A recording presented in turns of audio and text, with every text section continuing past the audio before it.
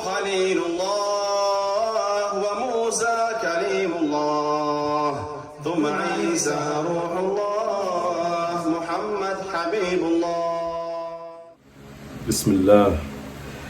بسم الله والحمد لله والصلاة والسلام على رسول الله صلى الله عليه وسلم. اللهم لا سهل إلا ما جعلته سهلا وأنت يا حي يا قيوم تجعل الحزن إذا شئت سهلا. I start with the name of Allah, the one with no partner, no similar, the one with no length, no width, no depth, and no perimeter, the one who's not a volume and not in a place. And how could he be in a place when he existed before time and space? He speaks without sound, letter, nor language, not Arabic, Hebrew, nor Korean. He's not a light, he's not a spirit, he has nothing in common with human beings. He's not in the direction of up, down, right, left, front, nor back. And whatever you imagine in your mind, Allah is different from that. And I ask him to raise the rank, honor, and prestige of our beloved Master Muhammad sallallahu alaihi wasallam, the slave of Allah, his final messenger, and the best of God's creations. May Allah unite us with him in paradise and grant us a drink from his basin. Ameen. May Allah increase us in knowledge, patience, humility, and comprehension, and help us put our knowledge into practice and grant us the sincere intention. Allahumma ameen. Ya hababana. Most of the issues in marriage not only comes from a result of not having the knowledge, because if that was simply the case, then the people of knowledge do not have marital issues or divorce rates as high as those who are not learned. Rather, it's being able to implement the knowledge. This is why we add this in the dua. This is why we mention this dua. Knowledge, patience, humility, comprehension, and help us put our knowledge into practice. Because what good is the knowledge if we don't have the comprehension and the application of what we comprehended? So today we're going to go into the mut'a payment, which many of you may not be familiar with. So sometimes a husband must give a wife a certain payment called the mut'a payment. And this takes place when the separation between the wife and the husband occurs not by her initiation. We're going to explain what that means. So if you're taking notes, you can put asterisks there so you don't misunderstand. So there's two conditions here. The separation between the spouses is not by her initiation, and also if she does not deserve half of the mahr. So, in the case where the separation is not initiated by her, and she does not deserve half of the mahr because of the separation, then she deserves an amount of money called al-mut'a. This is her religious right. So what do we mean here when we say by her initiation? We don't mean that she talked in a bad way with her husband or had an affair, and so she initiated the divorce. Yani she's the reason for the divorce because she was acting up or having an affair, or she burned all his money. So he divorced her and it's her fault they're divorced. That's not what we're talking about. Here in this case we're talking about where she is engaging in nushuz, she's rebellious. You guys know the word nushuz. If she's nashes, we don't mean like rebellious, like she's having a bad attitude. There's a specific definition for being a nashes. We'll speak about more of that in chapter 2, inshallah. But she's nashes, or she had an affair, or she's burning up all his money, and so here he divorces her.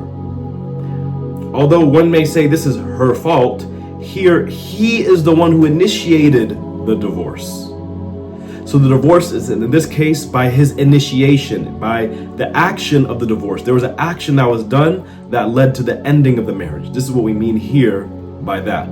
This is what we mean here by their initiation.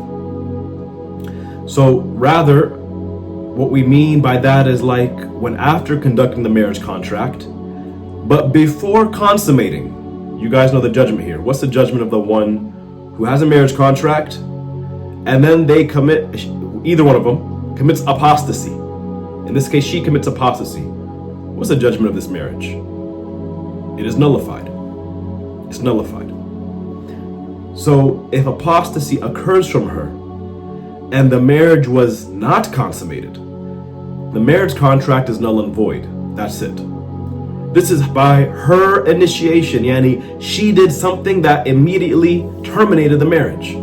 In this case, she does not deserve al-mut'a because the termination of the marriage contract was by her initiation. So this is what we mean. So when the separation is not by her initiation, it's by the man's doing, and she also does not deserve half of the mahr, then she deserves what is known as al-mut'a, to reconcile her heart. You can call it a parting gift, if you will. So if a man marries a woman and they agree on a certain mahr, then before consummation, before they have intercourse, he divorces her. Let's say on the wedding day, before they even get to their honeymoon, he divorces her. In this case, she deserves half the mahr. Here, she does not deserve al-mut'a, because since the separation is not initiated from her end, she deserves half the mahr. And since she deserves half of the mahr, then she does not deserve al-mut'a. For example, we'll have another case here. The Majus man marries a Majus woman. You guys know the Majus, right? The fire worshippers. So later, the husband embraces Islam, right? So you have fire worshipper man and fire worshipper woman. So the husband embraces Islam, and so what happens then? The iddah starts to go into effect, because a Muslim cannot be married to a fire worshipper. So the iddah passes without her embracing Islam. In this case, the marriage contract is terminated. Now, in this case, his action of embracing Islam was what initiated this terminating of the marriage, not by hers. He embraced Islam. He left being a fire worshipper to become a Muslim, and the marriage contract was terminated. So in this case, she deserves al-mut'a. So it's not, when we say by their initiation, doesn't mean necessarily it's something that they did that is fault-worthy. In this case, the person embraced Islam. But because the husband here embraced Islam and their iddah started ticking, then she deserves al-mut'a. So it's not only when he divorces her. This is why we didn't mention the word divorce. So far, we did not mention the word divorce. It is any separation when not caused by her initiation, caused by his initiation. And also, al-mut'a is not a set specified value, but it is recommended that it would be 30 dirhams for the one who is neither rich nor poor, which is approximately 89.1 grams of pure silver, which as of this year, 2023, that is about $67 US. And inshallah, one day we will go over more in details how you would determine such a person. And it is recommended that it would be less than half of the mahr, even if they agreed upon a mahr with a small monetary value, like $100 or $20, still it is valid. If they disagree, he wants to give her something and she is saying, no, give me more, then the qadi determines the amount. The qadi takes into consideration the husband's situation, and based on that determines the amount of al-mut'a. Yet again, why I always emphasize to you guys, how can you say you want to be Muslim, you love being Muslim, but you do not have access to any mashayikh? I don't mean after Jumu'ah, excuse me Imam, do you have 2 minutes? I'm talking about a back and forth, a to and fro relationship where you benefit from him by talaqqi, not being 1 in 200 in a room. You never take exams from him. You don't have a personal relationship with the sheikh. You don't benefit book after book, exam after exam, advice after advice. Because many of the cases that people need clarity on, or they need assistance in, whether it's advice or an actual jurisprudential ruling, it's going to come from the faqih. I think we can agree everyone here wants to be accepted by Allah subhanahu wa ta'ala, wants to have a high status in the judgment of Allah. And how do you do that? You have to try to reflect and mimic the people of knowledge. Not on Maulana YouTube, not from Mufti, Chat GPT, yani real face-to-face interactions. Wadih? This is how you benefit. How many husbands and how many wives? We're not even going to go into transactions and making haram money or prayer or fasting or umrah. That's a whole other beast. We're just going to stick to marriage. How many good Muslim men and women, their marriages crumbled, if not completely ended, because they didn't take the advice of the people of knowledge or the people of piety. They didn't seek their counsel before they did something. Usually what happens is what? The person will come to the sheikh or the imam or the ustad or the counselor when everything is crumbled. Ya sheikh, here's all these pieces, fix it. It doesn't work like that. I know we're talking about the mut'ah, but you don't want to go a long time without giving rights to your spouse or your ex-spouse or your children who are living with the mom, for example, because you were so detached from the knowledge and the people of goodness, or you did not know how to determine who they are. Then in actuality you're very far in practice. You're far from the practices of the righteous people. So I hope this is clear, inshallah ta'ala. If anyone has a personal question about al-mut'ah, the mut'ah payment, you can message me after the class, inshallah ta'ala. We're going to go into the juicy part now, the wedding, inshallah. And again, a lot of these things are recommended acts. I cannot stress enough how black, how dark, how dry, and how do they use the word darak, to symbolize all these things, how pitiful the heart is to say, well, that's not wajib. As if the Prophet ﷺ spent his life teaching things, and then the companions replied, it's not wajib. People ask, where's the blessings in my life? Why am I always sad? Why am I always depressed? There are many blessings that manifest in trying to imitate the Prophet ﷺ. And the walima is no different. The walima, which by the way is the Arabic term, which is known for a wedding or a banquet, is an invitation for a feast usually done to celebrate a joyous occasion. Now, if you have the definitive article, al-walima, without any restriction, this usually refers to the wedding banquet, so not just any feast or any banquet. And most of the issues, by the way, or many of the issues in marriages start on the wedding day or when the wedding starts to be planned, because people start acting out of character. In fact, as a wise sheikh once told me, a wedding is like a magnifying glass on people's character. If people are team players, you really see it like that. If people are the type to sacrifice themselves for others' happiness, they do that. If people are selfish, if people really love what people think, I need the likes, I need the validation, it comes out in the weddings. If people are reckless with money, it comes out in the wedding or the nikah. So all these stressors are coming about despite the fact the wedding banquet is an emphasized sunnah. How can a sunnah cause so much fitna? It's because you're not implementing the sunnah. And the sunnah is to invite people to a prepared feast. And by feast, and do not look down on people, or else you're one of those darak or dry, damned people who looks down on people who are following the sunnah. That's how strange it's become. This walima can be as simple as coffee, tea, juice, sweets, and the like. It doesn't have to be a $20,000 caterer. That is, if you invite people to enjoy these simple assortments, it is still called walima. You have fulfilled the sunnah.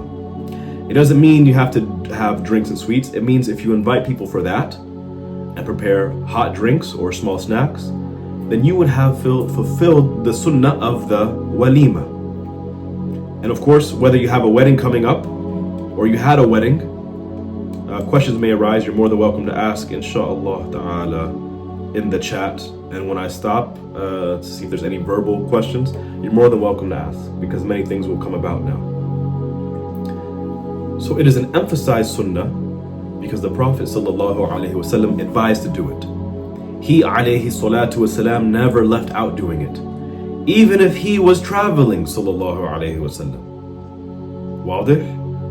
Bukhari and Muslim narrated that when Abdul Rahman ibn Auf told the Prophet ﷺ that he got married, the Prophet ﷺ told him, Barakallahu lak, may God bless that for you. And he told him, Awlim wa awbisha, make a banquet, even if it's just one that you can offer, one sheep.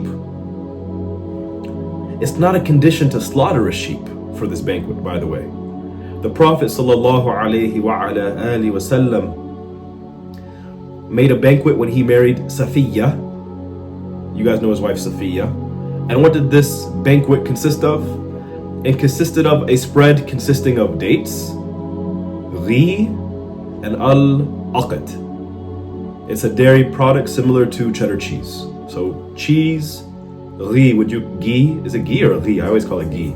Ghee, it's like butter. So butter, dates, and cheese. I mean, that's my kind of party, mashallah. Very simple. On another occasion, when he married another wife, the Prophet ﷺ hosted a banquet with 2 mud of barley. 2 mud. You see? 2 muds of barley. That's all, just 2 muds. And Ibn Hajar al-Asqalani, al-Hafidh, said this was most likely with his wife Salama. Now, when can you do this walima? Its start time is when the marriage contract has been conducted, yani the nikah is done. So it can be right after the nikah. You guys go out to the hallway, if it's like at a masjid or in a house, and start eating and drinking, and this feast you're having with your fellow Muslims, this could be considered a walima. And there's no statute of limitation so long as he lives. There's no expiration date. So if you want to do the walima 3 years later, so be it. Some people, because they love running their mouth, they say they're doing a wedding 5 years later, or 2 years later, or they have married for so long, or what have you. Subhanallah. Because everyone wants to have a flexing competition. Maybe they didn't have the $100,000 to shell out, or $50,000, or whatever it may be. There could be many, many reasons. Some people, their family members are sick and they don't feel like celebrating this big joyous occasion while their father, for example, is on life support. Or they don't want to plan it if they feel like their father or mother or sibling has a few weeks left to live. There's many extenuating circumstances. So just like the aqiqah, if you don't do it immediately, you can still do it later. There's no shame in that. Even after your son or daughter becomes an adult, you say, you know what, I want to have a wedding too. You can do it and still get the reward of the sunnah. However, usually people do it either after the contract is done or before consummating the marriage. And the best time to do it is after consummating the marriage, as the Prophet ﷺ did. And despite that, some of you following your culture, mashallah, as if the culture is better than the religion, you guys will be married, and then for a whole year, year and a half, 6 months, whatever it may be, you do not consummate the marriage. And this is strange. This is strange. You're going to artificially withhold your right to appease the people. To the extent what some people, they go against their cultural norm. They consummate the marriage, and the wife, emphasis on wife, not girlfriend, the wife might become pregnant. And if she's showing, or if it's known that she's pregnant at the wedding, they look at her as if she committed zina. Think sometimes. All the stressors in life usually comes from turning your back to the sunnah of the Prophet ﷺ. It's here to illuminate our life. It's here to alleviate the stressors and the pains of life. It's here to make things a little bit sweeter for us in this dark world. And its sunnah is to make it at nighttime.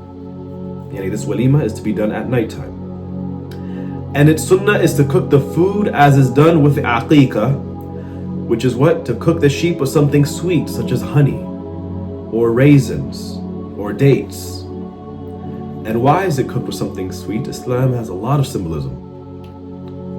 It's cooked with something sweet to symbolize the hope for the manners of the wife to be sweet, to be praiseworthy.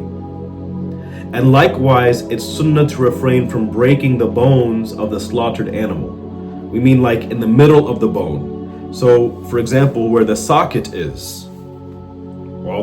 The socket, if you pull it apart from the ball and socket, you pull it apart, this is not what we're talking about. We're talking about, for example, right in the middle of the arm or the leg. So rather, it should be disjointed. So you take the ball out of the socket, you're disjointing it. This is how you should do it.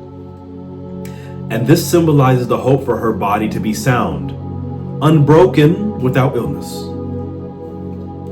Although it's recommended to host a banquet, it's an obligation for the invitee to attend without an excuse. Another thing, many people turn down weddings. They don't have a PTO issue. They don't have a money issue. They don't have an overlapping schedule, and they don't realize it is obligatory. It's wajib for you to attend the walima. Whether this banquet is done after the contract or after consummating the marriage, you must attend if you do not have a religiously recognized excuse. I don't know him like that is not an excuse. Some people say, I'm not even close to them like that. I don't want to spend money on a plane ticket. Imam Bukhari and Muslim narrated that the Prophet ﷺ said, the one who does not attend this banquet after being invited is disobeying Allah and His Messenger ﷺ. You don't take that invite without a religiously recognized excuse, which we will mention. You are committing something very repulsive. And for those of you who have had a wedding, how many of you have put so much money and time and effort in a wedding?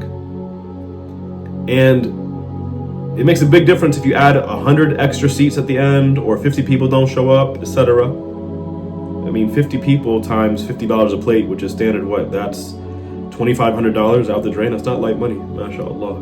We shouldn't be having weddings that large to begin with and that fancy schmancy, but the point is, it's an opportunity for showing joy. Have you ever been to a wedding where the hall is empty, or people just don't show up, certain key people? And what happens when people don't show up? There are two instances where if you neglect these life circumstances, it causes a lot of communal and family ties to start to schism. You don't attend a funeral and you don't attend the wedding or the nikah. But Rasul ﷺ, he laid it all out for us, and we think we know better. I'm just one person. Some people notice that one person, those two people showing up or not showing up. It's not going to kill you. It's an obligation. Now, if he attends, it's not an obligation to eat from the feast. The obligation is only in attending. And the least of eating, yani to fulfill this sunnah, is to take one bite. If the invited person was fasting, he should notify the host he is fasting. Some hosts, mashallah, they're so kind. They come around to make sure everyone's doing good. Table to table, even person to person. Whether you're close or not, they do that. And if they see you're not eating, it might disturb a host. Is the food, or is it not halal? Do you have an allergy? Do we not have something catering to your diet? Do you have a dietary restriction? So they worry. So he should notify the host, no, he's fasting, for example. And it's not disliked, it's not makruh for him to say that. If he is fasting an obligatory fast, it's haram for him to prematurely break his fast in this case.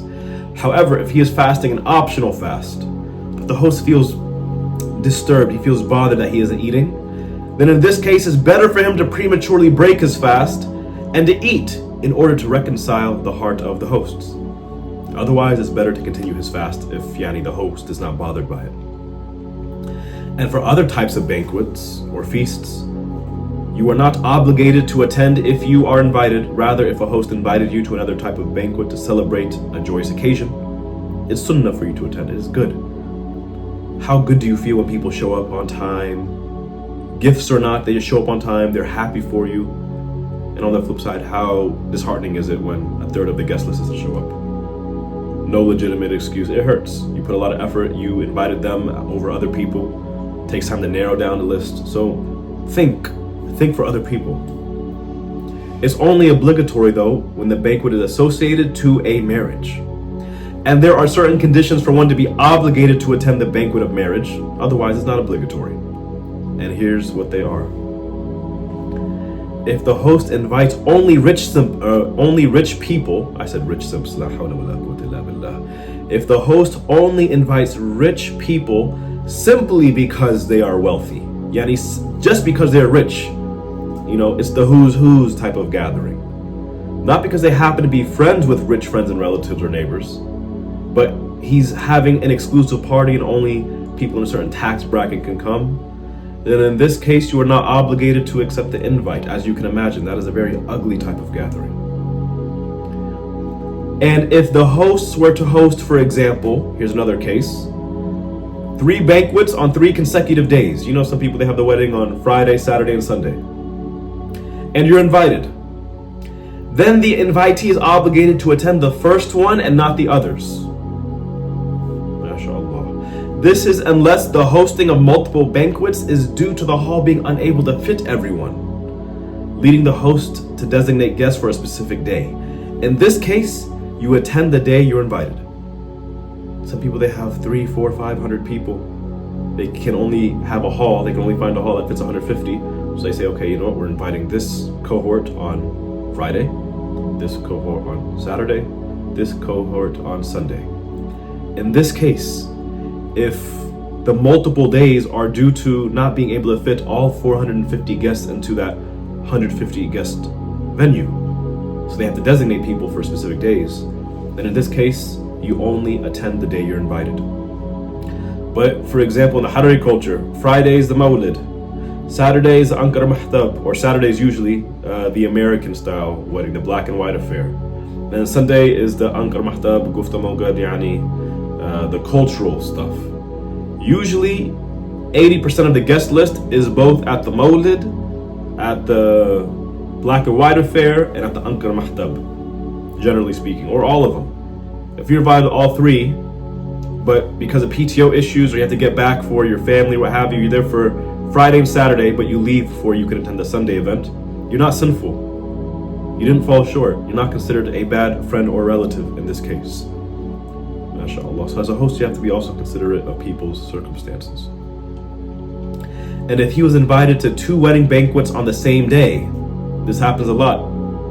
We go to the religion, not family ties per se. Fulan is getting married on this day, and Zayd is also getting married on the same day. And you're close with Fulan, this is your BFF, this is your cousin, you grew up together, whatever your relationship may be. But Zayd invited you first, you're not as close to Zayd, but Zayd invited you before Fulan. He attends the one he was first invited to, and he tells the other host about his excuse. Most people don't take that into consideration, mashallah. The host who goes above and beyond to make sure you are invited early with ample time to check your schedule. That's how it works.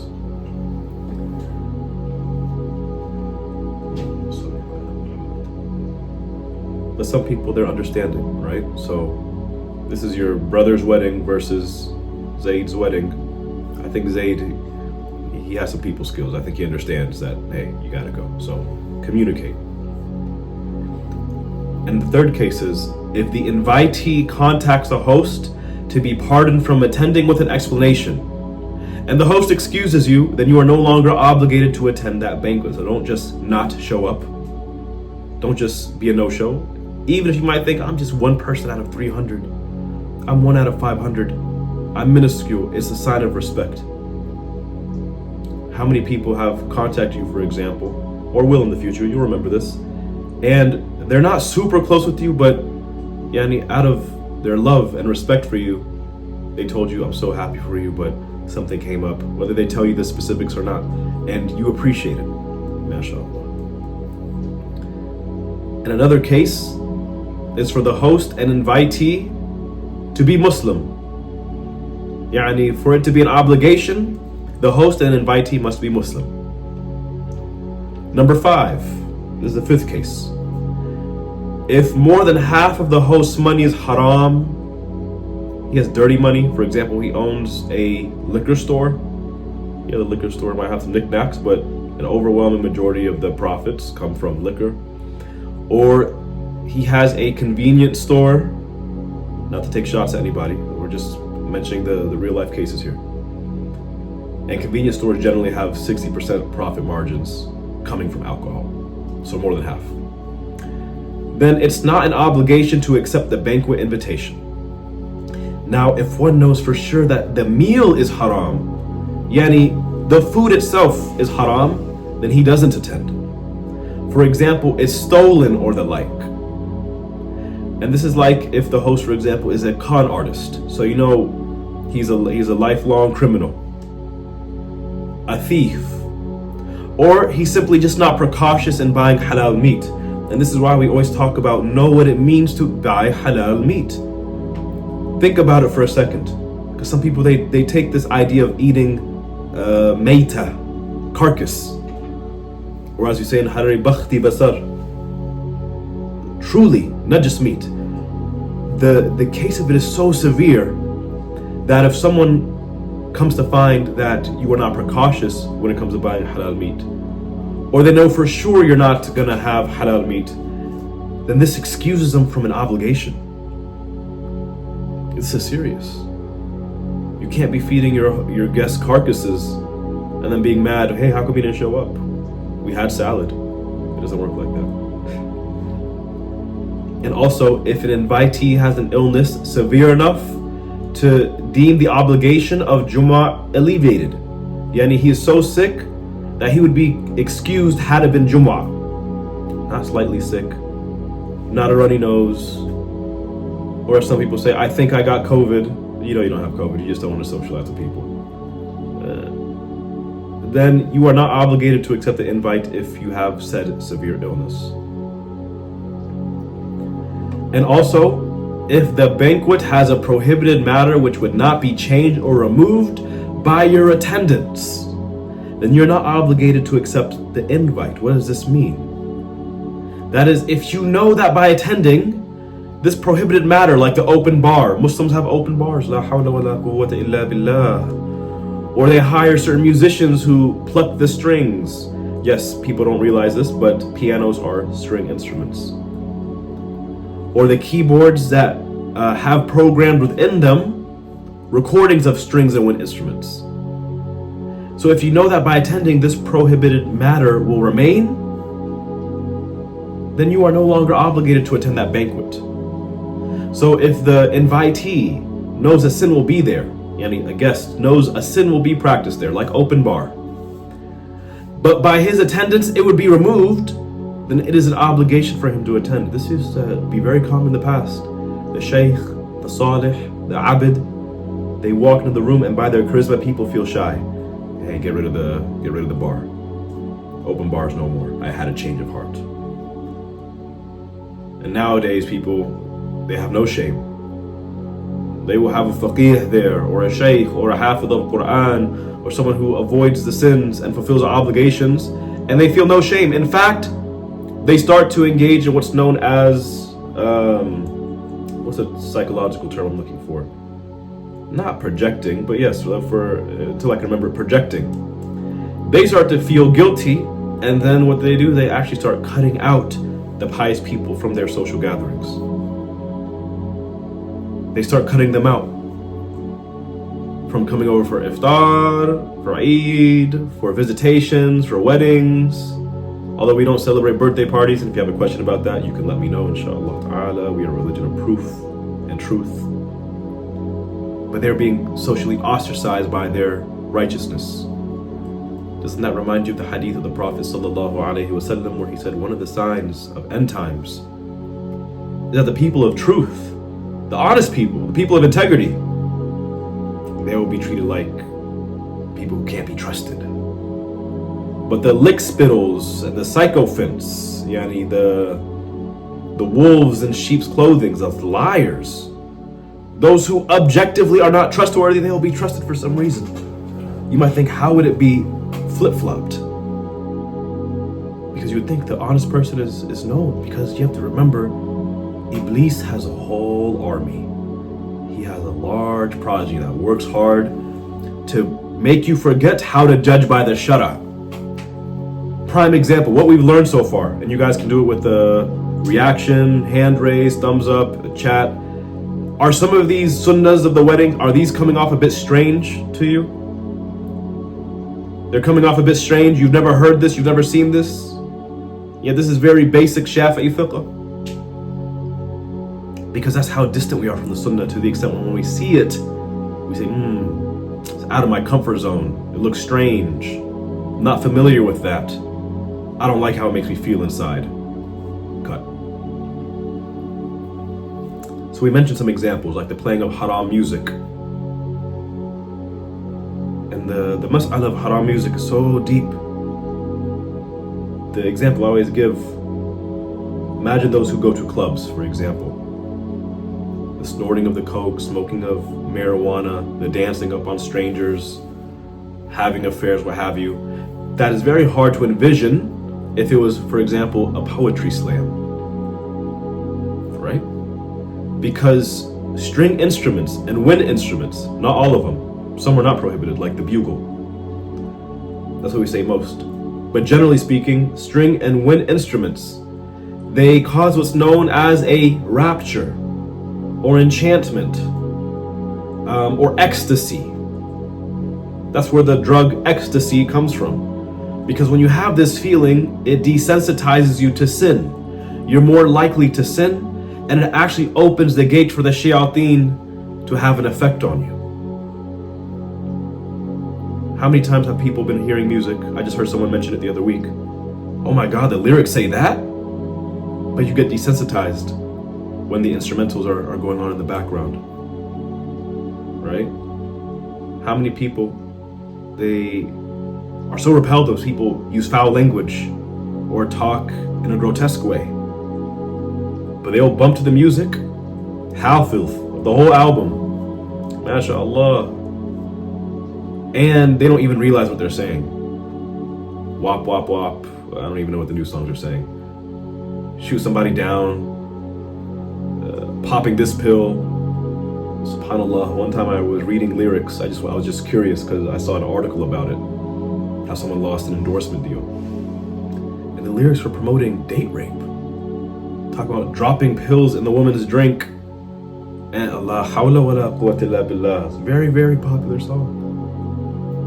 So there's a very, very serious detrimental effect on the soul when one engages in haram music and listens to it. So an example would be like playing the haram music, or even the furnishings of tiger skin or other najis material which is haram. You guys have seen like those tiger skins or lion skins. And another example is for there to be alcohol and meita. You guys know what meita is, haram meat, or the like. And there are wicked and sinister customs that have been very common today and seeped into Muslims' weddings to the extent, and I've seen it, even those who are learned, they've learned al-fard al-ayn. When you tell them you cannot do this in the wedding, they don't even question the judgment, but they get very upset and agitated because it is so normal. It's like telling them you can't invite your mom. They get very upset. It's like you're telling them you can't wear a suit to the wedding. They get very upset. You have the sunnah in your heart of another culture, not the Islamic way. So for example, some of these people are going to have questions, or they're going to say, that's extreme, I'm not going to ask about it. Marhaba, it's your book of deeds. What do the fuqaha say? They say, when you hear something strange from the people of knowledge, inquire about it. Don't just go out and start running your mouth or ignoring it and partaking in it. What are some customs that are so common today, where if you don't do it, you're viewed as strange? Number one, getting down on one knee to propose. Can you imagine Al-Ghazali getting down on one knee to propose? This is imitating Al-Kuffar. Or the first dance, where she puts her hand on his shoulder and he holds her back or the waist while slow dancing in front of 400 people. That's a very intimate thing to do in front of 400 sets of eyes. This is not modest, this is strange. Whether with the spouse or other family members. They call it what? Not the daddy-daughter dance, the bride and father-daughter, there you go. Father-daughter, mother-son. People start crying, showing, it's a display of showing off, and it's imitating al-kuffar. At-tathanni, or takassur, yani dancing by bending the waist or hips, gyrating the hips. Even in front of the older generation, this happens now, and they don't say anything. I don't know if they feel like they can't get any influence on them, or they're just shocked, or they're desensitized. Spinning the hips. Break dancing, for example. You see that. You see some cultures where the women are just swaying their arms like this and clapping. This is not what we're talking about. You guys know what we mean by gyrating the hips. And mixing in a way that makes for skin contact and holding hands. Mixed weddings are not prohibited. But for example, the dance floor, the men and women are there, and people start sending out their choosing signals. And it's very strange. I can see it from my table sometimes. The guy gets away, he puts his hand on a woman's shoulders, skin to skin, yani her bare shoulders. He starts dancing with her, whether that's his cousin, so he thinks, oh, that's like my sister. Or whether it's a friend that he's trying to get out of the friend zone, and who knows what these people are thinking. La hawla wa la quwwata illa billah. Or what do they call the Hadari River dance? quote unquote? What do they call that? Yes. Maybe you guys can write it. Huh? Maslah. So it's like two rows coming together, and they go out. There's another set here. They go in, they go out, and meanwhile the bride and groom are running like Tom and Jerry in between. It's very tiring, mashallah. What do? They hold each other by hands or by the shoulders, and they go in and out. La hawla wa la quwwata illa billah. Or when the bridal party comes in, they come in linking arms, right? The bridesmaids and the groomsmen linking arms. Or sometimes they do a little show, right, to like kind of show creativity. So they will like do some handshake of some sort, and then they walk in. And they're practicing it all day. They're touching all day, trying to get it right. Or allowing the marriageable men to see or style the hair of the woman. Or to receive massages and spa treatments from said men with skin-to-skin contact or khalwa. Oh, well, his sexual orientation is this or that, or he's the best at styling hair. You're letting a man touch your hair. Or if you go to the barbershop, for the men too, you go to the barbershop and there's that one woman, I'm going to avoid using certain words here, but you guys can read between the lines, and she's just as good as the men, in cutting the hair. She's touching your skin, she's giving you the full groom treatment. Massaging your beard, washing your hair, massaging your temples, paying for a bikini or Brazilian wax, even if by another woman to woman. People even brag about getting this done. Oh, I got my daughter to do a bikini wax. Or the bride, imagine spending the haram money. Allah blessed you with wealth and you spend it on the whole bridal party or for yourself, or the girls gift it to you, and you're revealing your aura. We'll talk more about this in regards to the OBGYN and the rulings behind that. Where's the shyness? Where's the modesty? Shyness and modesty comes from both men and women. Or taking the hijab off for the wedding festivities. How many mothers do they say, if you want to get a husband, take off your hijab, or slide it back a little bit, or something. Or wearing the bow tie. Bow tie, not the necktie, but the bow tie, the Farrakani look. It's imitating al-kuffar. Or the ties that are composed of more than 50% silk. Emphasis on real silk. Because if you get a silk tie for $10, that's not real silk, that's synthetic silk, I guarantee you. But real silk. Since when can men wear silk? Or men wearing a watch made out of silver. Not the silver color or silver metal. For example, okay, you can't really see it here, but there's a small tidbits of silver in my watch. But it's not made out of the silver element, the silver metal. We're talking about real silver. Silver jewelry for men. Gold jewelry for men. Having prohibited makeup and eyebrow styles. And paying for them. So for those who learn mu'amalat, it's one thing to commit a sin. It's another thing to spend money on a haram transaction. Prohibited makeup. Shaykhuna rahmatullah alayh. What did he say? He said for the single woman, this would be like contour, right? Where your nose is a new shape. They contour the breasts, the cheekbones, the jawbones, accentuating the lips, making them look more full than they really are. I think they're called like Kylie Jenner lip kits. Mascara and foundation. And the women show up like that and they deceive the suitors. Or they wear a large scrunchie under the hijab to give the image that their hair is longer than it really is. Wadih.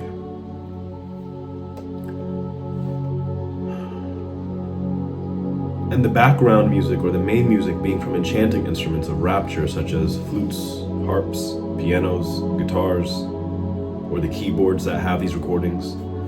Listening to it and being pleased with it. And the attire of, and this is a translation, of the prostitutes, dressing like prostitutes. Or for the Muslim men to tie their hairs in a ponytail with a band. Some men, because they have long hair, especially, actually I see it a lot with Ethiopian men and Arab men when they're growing their hair.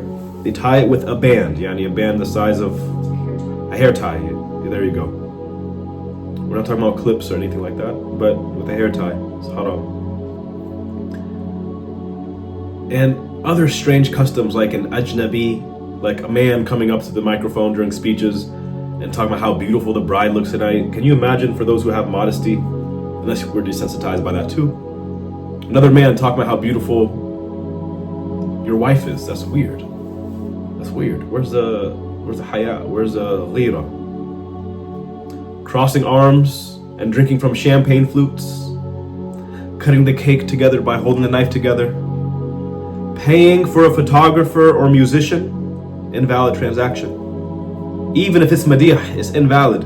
There's a way where you can go about having them come, but to actually pay, yani a transaction of buying and selling or hiring, it's not valid. For those who always ask me about that video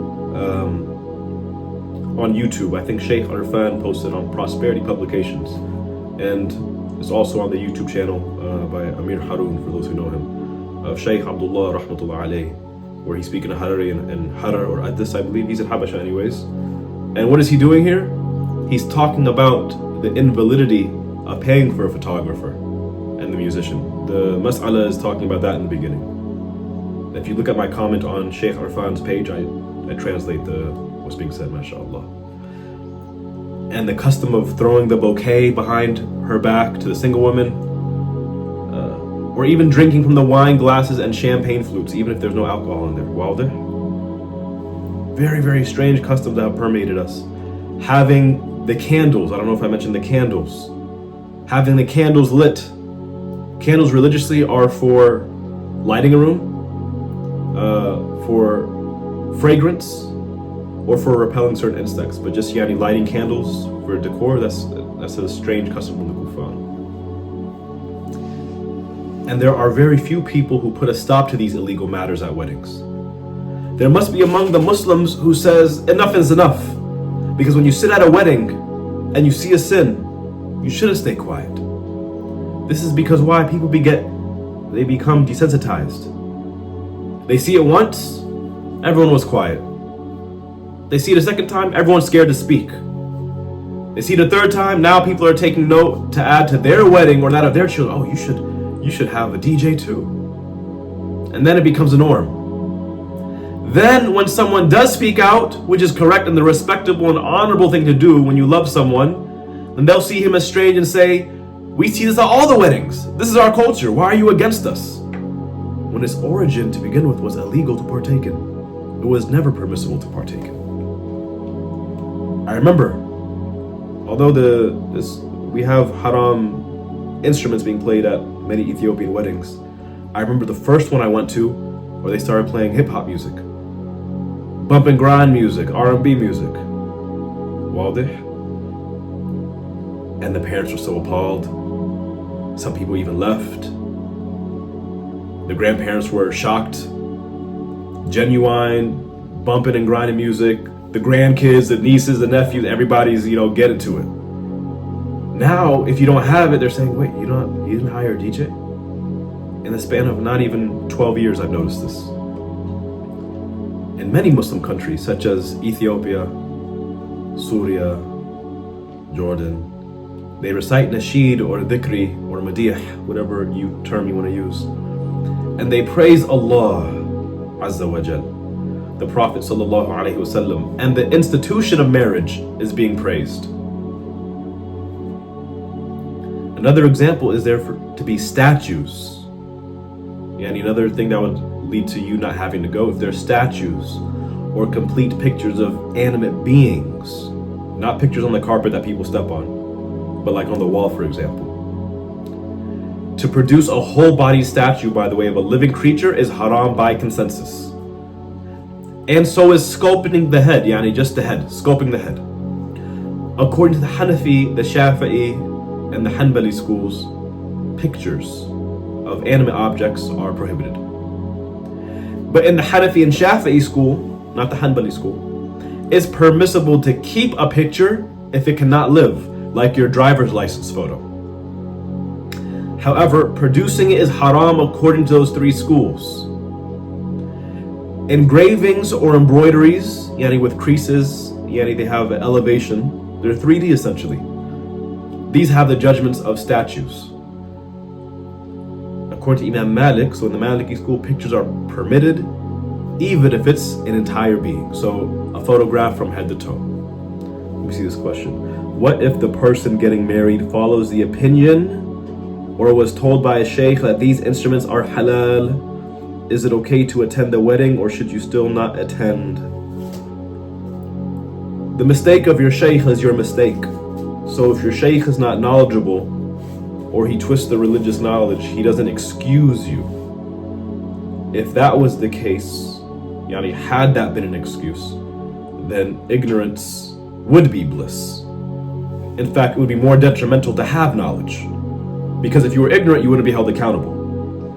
If there is a sheikh who says that instruments are halal, let him provide you the evidence. Most people just say the sheikh, the imam said, and they don't take it a step further. Can you give me the reference? Don't tell me, oh, Al-Ghazali said so. Can you give me the reference? The book, not the translation. Can you give me the reference? This is the mu'tamid of the school. Or is this a shadh saying? So it makes a difference. So no, you cannot attend because that judgment's not correct. That judgment's not correct. There are many judgments that the scholars made that are incorrect, and they were corrected by it. They're not prophets. They're not prophets. So if they say a saying like that, then bring the evidence and we'll go back and forth, inshallah ta'ala. Now, if the picture or statue is headless, as is the case of, for example, many Roman sculptures, then it is permissible to put or keep in the house because a human cannot survive headless. So we were talking about the wedding, but now we're going to explain a little bit, inshallah, so you can understand the judgment as added benefit. Because a lot of people are confused when it comes to the judgments of pictures and sculptures. Depictions of animate objects is not permissible because An-Nasa'i narrated from the Prophet ﷺ that Jibreel came to him one day telling the Prophet ﷺ that the day before he came to actually visit the Prophet ﷺ, but didn't enter the house because of the dog in the house. And another reason was because there was a picture of a living being in the house. Then Jibreel told the Prophet ﷺ to put the dog outside and to remove the head of the picture so that it's like a tree, meaning it becomes like the trunk of a tree, it becomes inanimate. So let me draw your attention to something. If you have the picture of two halves of a human being, or just the upper part, you can leave it there because it wouldn't survive. Generating or merely initiating this picture in the first place is prohibited. So for example, if I just want to draw a picture from the chest up, we know such a being cannot survive that way. Or if I want to draw a lion's head or generate it on the computer, in the first place it's prohibited. However, once it's made, you can leave it. Yani you can keep it, according to the Hanafi and the Shafi'iyy school. This is even if it's only the upper part, even if the person doesn't live in this way. So like a portrait of the neck up, like on the dollar bills we have in America. So it's clear here we're talking about a living being and not the drawing of a tree house. Yeah, a tree house, a tulip, drawing a picture of a car. These do not have souls. They're inanimate objects. Mountains, valleys. So because some people may say, well, aren't trees living? Aren't plants alive? Religiously, what we say as is alive is something that has a soul. So we're going to use the word animate and inanimate objects. And taxidermy is permissible to have, like of a lion. But it's a najis stuffed object, by the way. And an excused 3D object is the doll depicted as a little girl when given to a young girl. It's permissible to leave it because it helps her foster how to tend to a baby. So it is not permissible to give your daughter a Barbie doll or to give your son a teddy bear. How many people, when a baby is born, they bring the jinn magnet known as these stuffed teddy bears? It's a boy, it's a girl. La hawla wa la quwwata illa billah. How much things have we done out of ignorance? La hawla wa la quwwata illa billah. Allah subhanahu wa ta'ala, He had mercy on us. He had mercy on us for giving us the opportunity to attend these sessions. How many people attend so many masajid and conferences and circuits, and they can't find the knowledge of Ahlul Sunnati wal Jama'ah. So getting your son an action figure, not permissible. Getting your daughter a Bratz doll, and they look like brats, like they look like preteens wearing heavy makeup, a pound of makeup, not permissible. But if you're getting, for example, your baby a Cabbage Patch doll, yani a baby, to help foster her ability to tend to babies and children, this is permissible. This is the excusable matter. So when these types of things are there, yani like statues or photos, you can attend the wedding, but you have the right to decline. Because Islam is all about promoting our rights. And again, this is if you know that by attending the host would not remove the sin. Because if someone wants to follow the Shafi'iyy school, they have a right to. Yeah, but can he follow the easier sayings? Look, there's some shaykhs. Like there's one shaykh in Australia, he won't even come to your house if you have a mortgage. He's a Shafi'i for real, and we respect that. May Allah grant us the backbone. He won't even eat the meat. Khalas, he doesn't even eat meat, even if you tell him let his hand cut. He knows about the corruption going on in the halal butchering industry, or slaughterhouse industry, not butchering. Butchering is after it's dead, it's just cutting up the meats. But the slaughterhouse industry, he knows about it. Oh, we respect his wara. MashaAllah. And again, this is if you know that by attending, the hosts would not remove the sin. What are examples of generating an image? So for example, you start sketching out the eyeball, right, before you get to finish the face. Or for example, you are making a flyer, and so you want to put someone's picture on the flyer. Or anything that, when we say generate, we don't mean just drawing pen and paper or marker and paper. That you are now producing something that originally has a soul, even if you don't complete the drawing. So you want to draw a cat or a bear or a human being. And so you start, for example, with the shape of the head, right? And then you start drawing the nose. You've initiated it. And the head, by the way, by itself cannot survive, or from the neck up cannot survive, or from the chest up cannot survive. So this is what we mean by generating an image. So we're talking about just the one that wouldn't survive, let alone if you're drawing the whole full-bodied image, that would not be permissible. But it's already drawn, right? You already committed the sin. Or for example, you bought it from Target, you got the magazine. You got the magazine in this case, and it has those kind of pictures. Or someone gifts it to you, so it wasn't generated by you, but it was given to you, right? You didn't press the print button when you got your driver's license. But now what do you do with it? Are you obligated to get rid of it? According to Imam Ahmed ibn Hanbal, yes. According to Hanafi and the Shafi'i school, and I presume all of you guys here are Shafi'iyya or Ahnaf, then you can keep it. You're not sinful in this case. So be mindful of statues. I have to ask about the Lacoste logo and the Ralph Lauren logo. I always forget to ask about that. From what I understand of it, these are 3D depictions because they're raised, they're elevated. Right? If it has an embroidery or an elevation, the Lacoste logo is not as straightforward, but the Ralph Lauren one is. So that's something to ask about, inshallah ta'ala. Need to be considered a statue. I've been to people's houses where they have a bookshelf or they have Qur'ans. And the book holders, the thing that props up the books. It's a whole elephant. They're holding up Qur'ans with elephants. SubhanAllah. So you guys understand. I hope you guys make this is clear. We're at an hour. Because the banquet has a big portion to do with eating, I have found it appropriate to also include the sunnahs of how to eat. I'm thinking of either extending the class and going through it or leaving. You know what? I'm going to mention this next week, inshallah ta'ala. This is still under the chapter of the wedding. I'm going to go over that next week, inshallah ta'ala. After that, time permitting, we're going to jump into family matters.